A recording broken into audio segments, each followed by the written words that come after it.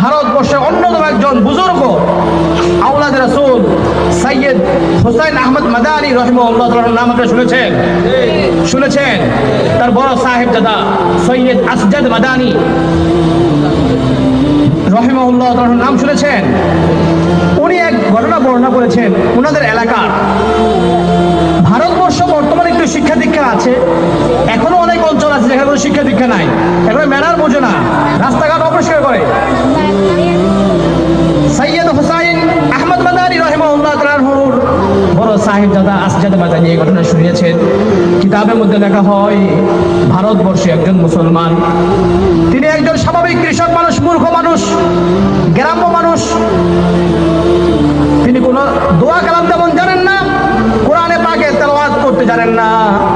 কিন্তু এই ব্যক্তি যখন মারা গিয়েছে, এলাকার ইমাম সাহেব ছুটিতে ছিল, এলাকার এমন কোনো লোক নেই যে জানাজা পড়াতে পারে, এলাকায় এমন কোনো লোক নেই যে জানাজার নিয়ম কানুন জানে, জানাজার দোয়া পারে। এলাকার সমস্ত মানুষ পেরেশান যে এই ব্যক্তির দাফন কাফনের ব্যবস্থা কিভাবে হবে। সকলে চিন্তা করলো, আমাদের এলাকায় এমন কোনো ব্যক্তি নেই, আমরা যদি এই লাশকে রেখে দেই, লাশের মধ্যে পতন ধরবে, কিন্তু জানাজা পড়াতে পারবো না। অতএব সকলে মিলে চলো এই লাশকে নিয়ে আমরা হাইওয়ের কাছে যাই, যেখান থেকে গাড়িগুলো চলে, ওখানে আমরা গিয়ে দাঁড়াই। যদি কোনো আলেম বুজুর্গ মানুষকে আমরা দেখতে পাই, তাকে আবেদন করবো, রিকোয়েস্ট করবো যে আমাদের জানাজার ব্যবস্থা করে দেন, জানাজা পড়িয়ে দেন। এই সিদ্ধান্ত উপনীত হয়ে সকলে মিলে রাস্তার পাশে দাঁড়িয়ে আছে।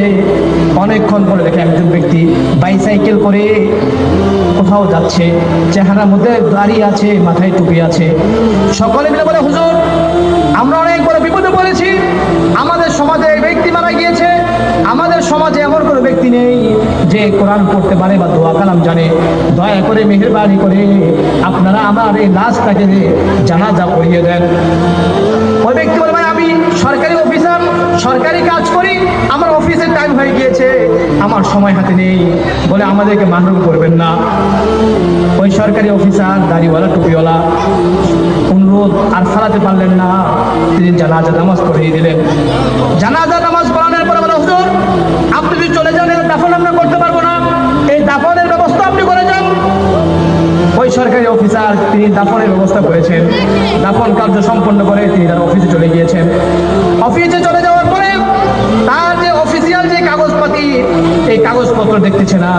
তার মনে পড়লো, আমি যে লাশ দাফন করেছি, হয়তো ওই লাশের সাথেই আমার এই জরুরি কাগজটা পড়ে গিয়েছে।